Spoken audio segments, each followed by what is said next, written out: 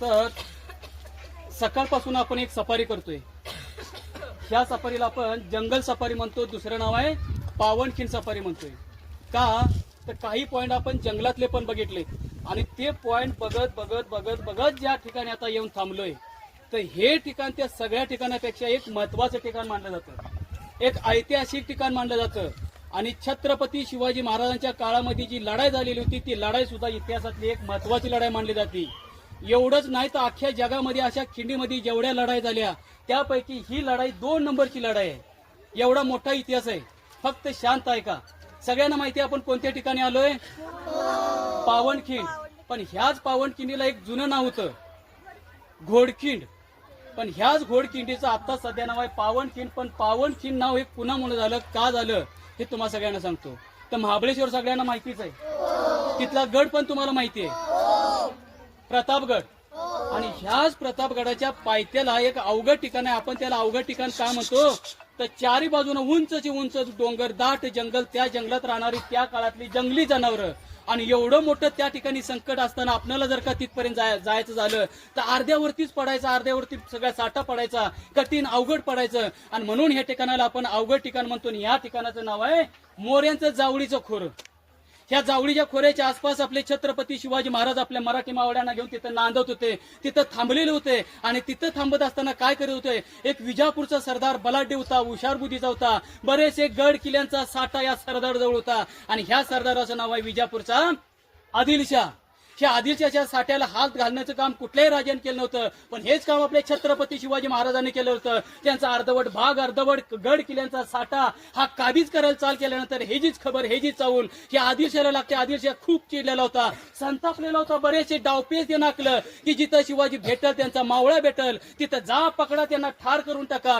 एवढा आदेश सोडून पण शिवाजी राजा किंवा मराठी मावळा कुणी त्यांच्या हाती लागत नव्हता. आणि एवढं प्रयत्न करून झाल्यानंतर त्या आदेशाला आणखी एक युक्ती सुचती की हुशार बुद्धीच्या सरदारांनी त्यांना निमंत्रण केलेलं होतं. आणि जेवढ्या सरदारांना बोललेलं होतं तेवढंच सरदार येऊन तुम्ही जसं बसलाय अशी त्यांची बैठक बसवली. बैठक बसली. बैठकीच्या समोर एक पैजेचा विडा ठेवण्यात आला आणि त्या बैठकीला आदिलशाहने एक विषय सांगून टाकला की तुमच्यापैकी बसलेला सरदार कुणी उठून या पैजेच्या विड्याला हात घालणार तर तो सरदार त्या शिवाजीचा बिमोड करू शकतो, त्याला ठार करू शकतो. आणि हा विषय सगळ्या सरदारांच्या कानामध्ये गेला. प्रत्येक सरदाराच्या तोंडाला कुलप लागलेली होती. का ना कुणाचं बोट वरती झालं नाही का? त्या पैजेच्या विड्याला हात घातला तर कुणाचा पाठलाग करून दाखवायचा आहे, कुणाला पकडून दाखवायचा, कुणाला ठार करून दाखवायचा आहे. ही हिंमत कुठल्या सरदाराच्या अंगी राहिली नव्हती. सगळी बैठक त्यांची सामसूम पडलेली होती. पण त्याच बैठकीच्या पाठच्या बाजूला एक सरदार येऊन बसलेला होता आणि ह्या सरदाराचं बोट वरती होतंय आणि तोडणे शब्द फुटत्यात, मी तयार आहे, मी शिवाजीला जिवंत किंवा मारल्यावर तुमच्या हवाली करून देतो. आणि एवढा धाडसी सरदार कोण आहे? सगळ्या सरदारांच्या माना या सरदार वळल्या. हा सरदार होता 150-200 वजनाचा किलोचा हा सरदार होता. लढताना त्याच्या हातामध्ये ढाल आणि तलवार असायची, 30-35 किलोची तलवार ढाल असायची. आणि ह्या सरदाराचं नाव आहे अफजल खान. अफजल खान तयार झाला, आदिलशाह खुश झाला. ह्याच खुशीमध्ये आदिलशाहनं अफजल खानाजवळ 20 ते 25 हजार लोकांचा साठा, तोफा, हाती, घोडे, उंट, जेवढा साठा मागल तेवढा साठा या खानानं घेतला. खान तैनात झाला आणि आपल्याच महाराष्ट्रामध्ये त्यानं चाल कुठून चालू केली तर तुळजापूर आणि पंढरपूर ह्या गावावरनं महाराष्ट्रामध्ये चाल करतात. हिंदूची घरं, हिंदूची देवळं, हिंदूची शेती, बाई, गडी कोणी भेटला सगळ्यांचा छळ करीत होता, नासधूस करीत होता. का तर ह्या मोकळ्या माळावरती आपण जर काही चाललो तर शिवाजी चिडून आपल्यापर्यंत येईल आणि मग त्यांना आपण सजासजी कापू. पण राजांचं त्या खानाच्या 10 पटीने हे हुशार होतं. आपण हे ठिकाण सोडायचं नाही. जर का आपण हे पाय बाहेर काढला तर सगळी त्यांच्या हाती लागू, म्हणून हे आपण ठिकाण सोडायचं नाही. आणि असं करत करत आल्यानंतर अफजल खानाचं आगमन होतं. तुम्ही महाबळेश्वरला चालताना पायथ्याला एक गाव लागतंय वाई. ह्या वाई गावामध्ये अफजल खान सगळी फौज घेऊन आला. तिथं थांबला, पहिली छावणी मांडली, स्वतःचा वकील घेतला आणि आपल्याच राजांना एक खानाने निरोप दिला. पण कोणत्या भाषेमध्ये? त्यावेळेला अफजल खान राजाने एक शब्द वापरायचा, काय? त्या पश्चिम सह्याद्री का पहाड का चिव्वा म्हणायचा. कसला चिवाय, कसला शिवाजी आहे, मला फक्त बघायचा, माझ्या भेटीला त्याला बोलवून घेऊन या. आणि हा निरोप आपल्या राजांपर्यंत गेला. राजाने त्यांचा निरोप घेतला आणि आपला एक स्वतःचा वकील घेतला. राजाने त्या खानाला एक निरोप दिला. कोणत्या भाषेमध्ये? तर खान साहेब मी तुमच्यापर्यंत यायला घाबरतोय, मला भीती वाटते, म्हणून मी एक ठिकाण निवडलंय, त्या ठिकाणी तुम्ही माझ्या भेटीला या. पण माझ्या भेटीला येत असताना तुमच्या बरोबर एक दोघ जण घ्या आणि मी माझ्या बरोबर एक दोघ जण घेतो. आणि जर का तुमचा सगळा साठा माझ्या भेटीला घेऊन यायचं झालं तर मी तुमच्या भेटीला येणार नाही. एवढा मी खान साहेब तुम्हाला घाबरतोय. राजे खानाला घाबरले नव्हते, पण ह्या क्रियेला आपण इतिहासातला गनिमी का म्हणतो, शत्रूला कसं फसवायचं हे राजन तिथं पाहिलं. खुशीचा निरोप त्या खानाच्या कानामध्ये गेला. खान मोठमोठ्या नाचू लागला, का तर एवढ्या मोठ्या स्वराज्याचा राजा मला घाबरला म्हणून. आणि त्याच टायमाला त्याने एक स्वतःचा सरदार घेतला. ह्या सरदाराचं नाव आहे सय्यद बंडा. ह्या सय्यद बंडालाच का निवडलेलं होतं? सय्यद बंडा हा दानपट्टा चालवण्यात हा पटाई सरदार होता आणि म्हणून सय्यद बंडाला आपल्याबरोबर घेतलंय. आणि खानाची 10 बोटं शिव लावलेली आहेत. कधी एकदा जातोय शिवाजीला खुश करून टाकतोय, एवढंच फॅट ह्या खानाच्या डोक्यात बसलेलं होतं. पण राजे कोणत्या हेतून आपल्याला बोलवतात हा भान सगळा खान विसरून गेलेला होता. पण त्यावेळेला मात्र शिवाजी राजेंनी त्या खानाची गाठ भेट होण्याची तयारी कशी केलेली होती ते एकदा एका लग्नाच्या वरातीमध्ये एका मराठी मावळ्याचं राजाने खेळ पाहिलेलं होतं. बिचारा काय करायचा तर वरती लिंबू टाकायचं, वरच्यावर दानपट्यान तलवारीनं 3-4 तुकडा करून टाकणारा आपलाच मराठी मावळा जीवा महाला. या जीवाला आपल्या बरोबर घेतलंय आणि ज्या ठिकाणी दोघे आमने सामने येणार आहेत अशा ठिकाणी दोघे आमने सामने आलेत. आणि बरेच दिवसानंतर आपला दोस्त मित्र भेटतो, त्याला पहिल्यांदा आपण मिठी मारतो. ह्याच पद्धतीने ह्या 200 किलोच्या बावून आपल्या चिमोड्या राजांना हातामध्ये हात घातलं, बोटात बोट घातली, कुस करण्याचं मारण्याचं डावपेच खेळू लागला. आणि त्याच टायमाला राजांच्या पाठीवरती कट्याराचं वार खुपसत होता. पण ह्याच कट्याराचा आवाज असा टर येत होता, का तर राजांच्या अंगामध्ये चिरकत होतं म्हणून हे घाव लागत नव्हतं. तरी सुद्धा राजांनी दोन्ही हात मोकळं केलं आणि बरोबर न्यायला ते वाघ नक्या. या वाघ नक्याचा राजांनी चपाळ्याने वापर केला. समोर ठेवलेलं होतं ते 200 किलोचं पोत्यामध्ये हात घातलं, त्याचं सगळं धान्य बाहेर ओढून काढलं. खानाच्या आतड्या बाहेर निघाल्या आणि ह्याच खानाच्या तोंडनं शब्द फुटलं, दगा दगा दगा म्हणून लक्ष गेलं सय्यद बंडाचं. आणि सय्यद बंडा तेवढ्या चपळेने येऊन राजांच्या कपाळावरती वार करणार, एवढ्यात एका उडीमध्ये जीवा पुढे झाला आणि त्याच्याच उजव्या हातावरती वार केला. तिथल्या तिथं त्याला सुद्धा ठार केलं. आणि म्हणून एक इतिहासातली जिवंत मान राहिली, होता जीवा म्हणून वाचला शिवा. दोन्ही सरदारांना पार केलं, ठार केल्यानंतर त्याच महालातून खाली चाल करत असताना राजांच्या जीवाच्या तोंड शब्द फुटलं, हर हर महादेव म्हणून. हा आवाज कुणासाठी होता? त्या जावळीच्या खोऱ्यामध्ये राजांनी दुसरा एक गनिमी काव करून ठेवलेला होता. अशा झाडा झुडपात मराठी मावळ्यांच्या राजांनी छावण्या लपवून ठेवलेल्या होत्या. आणि आमची कामगिरी फत्ते झाली की तुम्ही सर्वजण उठून त्या खानाच्या छावणीवरती तुटून पडायचं. तसंच चोख उत्तर आपण मराठी मावळ्यांनी दिलं, सगळ्यांचा नायनाट करून टाकला. पण एक सरदार स्वतःचा जीव वाचवून विजापूर गाठून पशर झाल्यावर होता कोण? त्या अफजल खानाचा मोठा मुलगा फाजल खान. हा आपला जीव वाचवून पळून गेलेला होता. पण त्यावेळेला मात्र राजांनी कसलाही विचार न करता निवडक 600 मावळ्यांना घेतलं आणि सांगली, सातारा करत तुम्हाला सगळ्यांना माहिती असलेला कोल्हापूर जिल्ह्यातला भोज राजन बांधलेला पन्हाळा, ह्या पन्हाळ्यावरती राजा आलं. तिथं सुद्धा आनंदात राहू लागलं, नांदू लागलं. पण चांगल्या विचारात पेचा दुःखात पडलेला विजापूरचा सरदार आदिलशाह हा परतच्या टायमाला विचार करू लागला की आता तरी शिवाजीला पकडणार कोण, आता शिवाजीला जाणार कोण, धाडशी सरदार तयार होणार कोण. आणि मग त्याला दुसऱ्या सरदाराची चावू लागती. तो माणूस असा होता की काळा कुट्ट क्रूर स्वभावाचा होता, कित्येक लढाई जिंकलेला होता. नाव होतं शिदीजवळ. ह्या शिदीला आपल्याजवळ बोलवून घेतलं, झालेला सगळा प्रसंग सांगून टाकला. आणि जसा खान तयार झाला तसा हा शिदी तयार होतो. आणि शिदी तयार झाल्यानंतर जेवढा साठा खानाजवळ दिलेला होता त्याच्या अधिक दुपटीनं म्हणजे 35 ते 40 हजार लोकांचा साठा, हा सगळा साठा घेतलाय आणि थेट ह्या पन्हाळगडावरती पोहोचलेला आहे. पन्हाळगडावरती पोहोचल्यानंतर पहिली चाल काय चालला, जसं शेतीला आपण चारी बाजूने कुंपण घालतो त्याच पद्धतीने ह्या शेती जेवण त्या 40,000 लोकांना पण्याच्या चारी बाजूने उभं डांबून ठेवलं. म्हणजेच त्या पन्हाळगडावर त्यांनी वेढा घातला. आणि हाच वेढा राजांना ज्यावेळी समजून आला त्या मात्र राजा काळजीत चिंतेत सापडलेत, का ते ह्यांच्या तावडीत सापडलं म्हणून.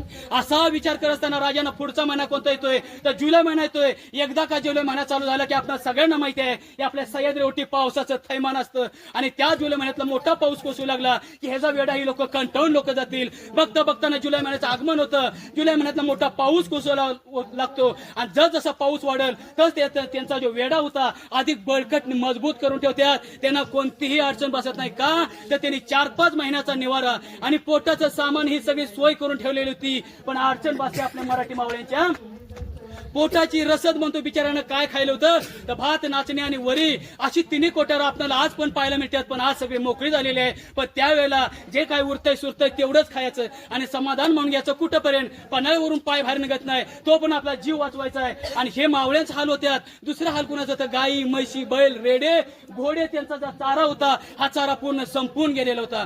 भुकेपोटी तडपडून मरत होते. इकडे मावळ्याच हाल होत्यात. आणि हा सगळा प्रसंग राजाने बघितला. पण हा प्रसंग राजांना आवडला नाही. आणि त्या जुलै महिन्यातला एक दिवस उजाडलेला होता की 12 जुलै 1660 ह्या दिवशी सगळ्या मावळ्यांनी घेतलं, त्यांची बैठक बसवली आणि प्रत्येकाला सांगून टाकलं आजच्या रात्री काहीतरी करूया. या गनिमांना बसू, इथून पाय बाहेर काढून सुखरूप पोचू आपण विशाळगडावरती, तिथं आपला जीव वाचवू. पण कुठल्याही मराठी मावळ्याच्या तोंड शब्द फुटत नव्हता की राज इथून बाहेर म्हणायला. का तर चारी बाजूला बघितले की त्यांचा सरदार चांगला तैनात दिसून येत होता. आणि ह्या भीतीपोटी सगळी गपगार आपली बैठक होऊन गेलेली होती. राज काळजी करून आजारी पडले होतं. बाहेर धोधो पाऊस पडत होता, विजा कडकडत्यात. अशा अवस्थेत नाही ओला चिंब भिजून म्हातारा गडवरती चढून आलेला आहे. आणि बसलेल्या मराठी मावळ्यांच्या बैठकीसमोर येऊन उभा राहिला. त्यावेळी राजांचं लक्ष गेलं त्या म्हाताऱ्याकडे आणि सांगितलं की बैस खाली म्हणून. म्हातारा तिथंच थांबलेला होता. पण ह्याच म्हाताऱ्याला आपल्या लोकांनी कुणीही ओळखलेलं नाही. म्हणून सांगितलं की तुम्ही सर्वजण आत निघून जा म्हणून. सगळे मावळे आपले आत निघून गेले. आणि मग राजाने त्या म्हाताऱ्याची विचारपूस करायला चालू केलं. काय महादेव केव्हा आलास तू? हा कोण होता? एका धनगर समाजातला मराठी मावळा होता. नाव होतं महादेव धनगर. आणि बरेच दिवसानंतर राजांचं पुढे दर्शन होतं. म्हणून महादेवनं पहिल्यांदा राजांना मुजरा केला आणि सांगितलं राज आताच आलोय. पण कसा आलोय? मासाहेबांचा निरोप घेऊन येत होतो. आणि मासाहेबांचा निरोप घेऊन येत असताना मला 21 दिवसाची चाकरी करावी लागली शत्रूंच्या फौजामध्ये. आणि आज मी कसा तरी गडवरती चढून आलोय राज म्हणून. हे महादेव बोलत असताना महादेव ओला चिंब झालेला होता. अंगातनं थेंब थेंब पाणी खाली गळत होतं. म्हणून राजा आपलं आत गेलंय आणि स्वतःचा सुकलेला राजांचा अंग्रका अंग्रक आणला आणि महादेवच्या अंगामध्ये घालू दिलेला आहे. महादेवनं अंग्रक चढवलाय आणि सगळ्या खाना खुना सांगू लागला. कसा तर कोणत्या दिशेतून आलोय, कोणत्या ठिकाणाहून आलोय, कोणत्या ठिकाणी शत्रूंची फौज, शत्रूंचा साठा कमी राजा आहे हे त्याने 21 दिवस पाळलेलं होतं. पण राजांच्या कानी कधी देईल आणि कधी त्या ठिकाणाहून सुटका करून घेईल हेच विचार झालं होतं. आणि हेच शब्द राजांच्या हृदयात गेल्यानंतर राजानं पण थोडासा आधार आला. आणि त्याच वेळी सांगितलं की महादेव थोडीशी विश्रांती खा म्हणून. त्याच वेळेला राजाने आपल्या हातामध्ये एक लकोडं घेतलाय आणि ह्याच लकोडीमध्ये त्या सिद्धीला एक मजकूर दिला. मी तुमच्याशी तह करायला तयार आहे. हा गड मी तुमच्या स्वाधीन करायला तयार आहे. एवढंच नाही, तो स्वतःहून सकाळी मी तुम्हाला शरण येतो. ह्याला पण आपण गनिमी का म्हणतो. का तर हा मजकूर वाचला की त्यांच्या वेड्यामध्ये आणखी ढिलेपणा पडेल आणि मला मोकळी जागा भेटेल. ह्यासाठी हा लकोडा त्यांच्या छावणीत पाठवण्यात आला आणि एक आवाज देण्यात आला. ह्या घोडकिल्लीच्या मायभूमीमध्ये एका वीर रत्नानं आपल्या शहराचं पूर्ण तुकडं करून घेतलं. तेच आपले किल्लेदार बाजी प्रभू देशपांडे यांना बोलवण्यात आलं. बाजी हजर झाले. बाजीने सुद्धा राजांना मुजरा केला आणि त्यावेळी राजाने शब्द काढले की नाना ज्या ठिकाणाहून आपला महादेव धनगरवरती आलेला आहे आणि त्या ठिकाणी जर का पळ काढला तो सुखरूप पोचू आपण विशाळगडावरती, तुम्ही तयारीला लागा ना म्हणून बाजी आपले आत निघून गेले. आणि दुसरा आवाज देण्यात आला वीर शिवा काशीदला. नाव कधी ऐकलंय? हा बिचारा हुता कुठला तर पाण्याच्या पायथ्याशी गावसला नेबापूरचा हा शिवा काशीद होता. हुता कुठला तर न्हावी समाजला मराठी मावळा होता. पण हुता कसा? राजांची दुसरी कार्बन कॉपी होती. दुसरा शिवाजीच होता. चालणं बोलणं बसणं बोलणं दाढी मिची राजासारखी त्यांचा हावभाव पण करणारा बिचारा तसा होता. आणि म्हणून राजाने या शिवा काशीदला बोलवून घेतलंय. शिवा काशीद राजांच्या सामने चाल करून येत असताना राजांचं लक्ष गेलं शिवा काशीदच्या देहाकडे आणि स्वतः राजांच्या तोंडनं शब्द फुटला की या शिवाजी राजे म्हणून.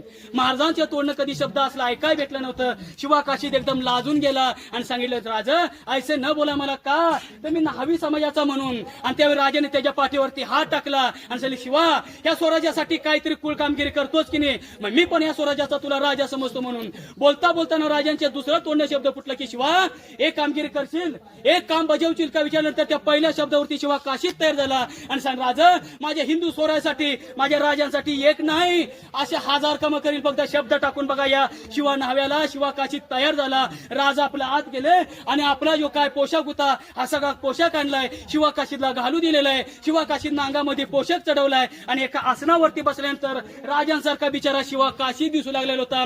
दोघांचं बोलणं चालू असताना बाहेरून आवाज आला बाजींचा आणि बाजींचा आवाज आला. खरं राजा पटकन बाजूला दडून गेलेत. का ओळखतात की नाही ओळखतात हेच त्यांना पाहायचं होतं. तसंच झालं. बाजी महालात आले. बसलेले शिवा काशीदला शिवाजी राजे समजून बाजी प्रभू देशपांडे यांनी मुजरा केलेला आहे. आणि मुजरा करून झाल्यानंतर शिवा काशीद पण शांत बसलेला नाही. ते उलट त्यांना बोलतोय काय नाना झाली का तयारी म्हणून. तरी पण त्यांना डाऊट आला नव्हता की हा नकली शिवाजी म्हणून. अशा वेळेला खरं राजा पटकन तिथं हजर झाले. बाजी एकदम चकित होऊन गेलेत का दोन शिवाजी आलेत कुठून म्हणून. आणि मग राजाने सांगितले नाना आपली कामगिरी फत्ते झाली का. स्वतःचा माणूस स्वतःच्या माणसाला ओळखू शकत नाही म्हटल्यानंतर शत्रू तरी काय ओळखू शकतो की हा नकली शिवाजी म्हणून. आणि अशा वेळेला दोन पालख्या या पणागडावरती सजवून ठेवलेल्या आहेत. एक शिवा काशीची होती दुसरी शिवाजी राजांची होती. शिवा काशीला बिचारायला ठाऊक सुद्धा होतं की 10-15 मिनिटात जाऊन मला मरायचं आहे. मरण आहे तरी सुद्धा तो हसत हसत खुशीमध्ये आपल्या पालखीत जाऊन बसलेला आहे. आणि पालखीत जाऊन बसल्यानंतर राजा आपल्या पालखीकडे जात असताना पाठीमागं बोलून बघितलं तर एकच वस्तू विसरून गेलं कानातलं कुंडल. हे कुंडल विसरून गेलं. पाठच्या पायानं राजा परत आलं स्वतःच्या कानातलं कुंडल काढले आणि बसलेले शिवाकाशीच्या कानामध्ये कुंडल चढवत असताना राजांचं डोळं पाण्याने भरलेलं होतं. डगमग लावला होता. त्यातला थेंब राजांना आवडता आला नाही. तोच थेंब काशीच्या पायावरती ठपकन पडल्यावर काशीतनं वर बघितलं तर राजा आपले रडू लागलेत म्हणून. त्याच वेळी त्यानं पालखी बाजूला सारली आणि सांगू लागला की राजा आपल्या डोळ्यात असू का म्हणून. पण त्यावेळी राजाने सांगितलं की शिवा तुला मी शिवाजी राजा बनवलंय. शिवाजी राजा बनवून ह्या पालखीत बसून मी तुला पाठवतोय. आणि पालखीत बसून गेल्यानंतर तुला बक्षीस काय मिळणार आहे हे तुला ठाऊक आहे का वेड्या. पण त्यावेळेला शिवा काशी डगमगला नाही घाबरला नाही. स्वतःची छाती फुगून सांगितलं राजा मी शिवाजी राजा बनलोय. शिवाजी राजा बनून ह्या पालखीत बसून चाललोय. आणि पालखीत बसून गेल्यानंतर शत्रू मला खलास करणार आहे हे सुद्धा राजा या शिवा नाव्याला ठाऊक आहे. पण शत्रू मला खलास करत असताना शिवा काशीत म्हणून मी मरणार नाही. एक शिवाजी राजा म्हणून मी मरणार आहे. आणि सोन्यासारखी संधी मी का राजा सोडू म्हणून. अशा वेळेला शिवाजी राजाने शिवा काशीतला शेवटची एक कडकडून मिठी मारलेलं आहे. आणि त्यांना एक मार्ग दिलेला आहे. आंबाघाट मार्गे पळण करायचं होतं. आणि स्वतः राजांना बाजींना फुलाजींना ज्ञात अज्ञात मराठी मावळ्यांना या पश्चिम मार्गाने विशाळ गाडल्याच होतं. अशा टायमाला दोन पालख्या दुसरीकडे बघल्यात आणि एकच गोंधळ होतो शिवाजी भाग आहे शिवाजी भाग आहे म्हणून चारी बाजूचं सरदार धाव घेतात त्या ठिकाणी. आणि चांगली मोकळी राजांना जागा भेटली होती. पणा सोडलेला होता. पणा सोडल्यानंतर एक पठार आहे मसाईचं पठार. हे मसाईचं पठार पण राजाने काबीज केलं. पण त्या ठिकाणी शिवाकाशीतला ओळखण्यात आलं. शिवाकाशीच्या देहाचं पूर्ण तुकडं केलं. शिवाकाशीतला ठार केलं. पण धोधो पाऊस चिखल काटाकुट्यातनं पळत आल्यानंतर ह्याच घोडकिंडीतून 5-6 किलोमीटरवरती गाव आहे खेडेगाव आहे पांढरं पाणी. या पांढऱ्या पाण्याच्या ओढ्यात यायला त्यांना पहाट झालेली होती. आणि त्या टायमाला सुगावा चावला लागते आपल्या बाजींना. आणि बाजीने शब्द काढले राजा गनिम आपल्या पाठीवर आहे अवध्यातनं कमी म्हणून थोड्यानं घेऊन तुम्ही विशाळगडी जावा. आणि तिथं पोहोचल्यानंतर एक 2-4 तोफे मला आवाज टाका का तर राजा आमचं सुखरूप पोचलं म्हणून समजू म्हणून. अशा वेळेला त्या पांढऱ्या पाण्याच्या ओढ्यामध्ये 2 तुकड्या केल्या. एक तुकडी बाजींची तिथंच थांबलेली होती. आणि महाराजांचा खरा मार्ग या पठारावर विशाळगड गाठायला चाल केलेली होती. आणि पाठवून येणारा शत्रू हा सिद्धी गवर नव्हता. सिद्धी मसूद होता. त्याचा 4 ते 5 हजार लोकांना आपला पिछा करत आला. धीन धीन धीन करत आल्यानंतर हाच धीन आपल्या मावळ्यांच्या कानावरती आवाज पडताच वाघासारख्या डरकळ फोडल्या. हर हर महादेव जय भवानी म्हणून एक मराठी मावळा 10-10 15-15 बरोबर झुंड देऊ लागले होता. सकाळ झाली दुपार झाली. पण त्या टायमाला बाजींना साथ देणार त्यांचे सख्य बंधू फुलाजी प्रभू देशपांडे यांना पण त्यांनी बाजींच्या समोर वगळून घेतलं. त्यांना सुद्धा त्यांनी ठार केलं. तरी सुद्धा बाजींचं सख्या भावाकडे लक्ष नव्हतं. लक्ष फक्त राजा कधी पोहोचतात तोफेचा आवाज कधी येतो सकाळ दुपारची संध्याकाळ झाली त्याला आपण तिसरा प्रहर म्हणतो. आणि त्या टायमाला नशिबातनं त्यांना ही खिंड भेटली ही घोडखिंड भेटली. पण त्यावेळेला मात्र शिवाजी राजे विशाळगडच्या पायथ्याला पोहोचलेत.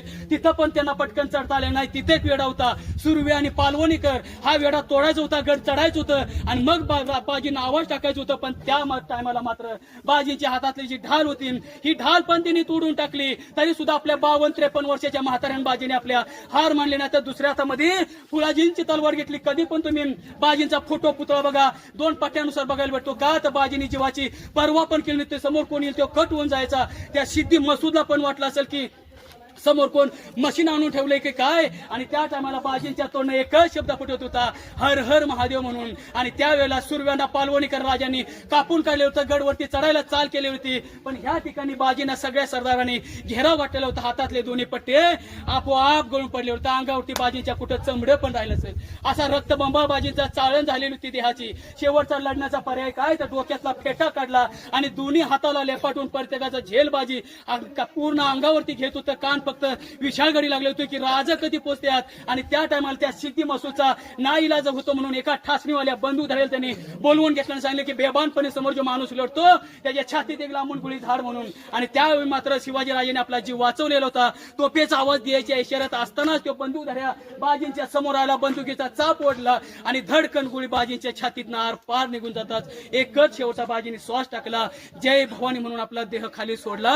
आणि तोफेचा आवाज ऐकल्यानंतर रक्तबंबा झालेल्या बाजींच्या पापण्या परत त्या विशाळगडी लागल्या असतील आणि त्या देहाला सुद्धा बाजींच्या वाटलं असेल की मी धन्य झालो, मी दिलेलं वचन पूर्ण केलं, राज माझं सुखरूप पोचले आणि मी प्राण द्यायला हरकत म्हणून ह्या ठिकाणी सगळ्या मावळ्यांनी देह टाकलं, इथं कायमचं टाकलं. आणि दुसऱ्या दिवशी बाकीच्या मावळ्यांना मी पोचले म्हणून सांगा आणि वरती घेऊन या. इथं आल्यानंतर कुणी सुद्धा ऐकायला नव्हता. सगळे सगळे आपले गेलेले होते. सगळ्यांचं प्रेत गाठोडे बांधली, या घोडकिणीतून उचललं, विशाळगडावरती दाखल केलं. प्रत्येक गाठोडं राजा सोडत गेल्यानंतर ज्या वेळेला बाजींच्या देहाचं गाठोडं राजांच्या हाती लागलं, गाठोडं सोडून बघितलं तर तेवढ्या गाठोड्यामध्ये बाजींच्या उभ्या शरीराचा एक सजीव भाग राजांनी दिसून आला. कोणता तर बाजींची तुटलेली उजव्या हाताची मूठ तशीच घट राहिलेली होती आणि ती मूठ पण सांगत होती की मी अजून पण लढतो म्हणून. त्या मुठीकडे बघत असताना मग राजांनी सांगितलं की माझ्या सूर्या आता तरी शांत हो, अशा किती सिद्धीनं संपवायचं आहे. आणि त्या ठिकाणी ह्या दोघ्या सख्या भावांना बाकीच्या ज्ञात अज्ञात मराठी मावळ्यांना स्वतःच्या हाती आगीन देत असताना मग राजांनी सांगितलं की माझ्या बाजीला आणि फुलाजीला ही घोडखिंड पावनखिंड म्हणून राहील. तेव्हापासून 13 जुलै 1660 पासून घोडखिंडीला पावनखिंड केले बाजी प्रभू देशपांडेने.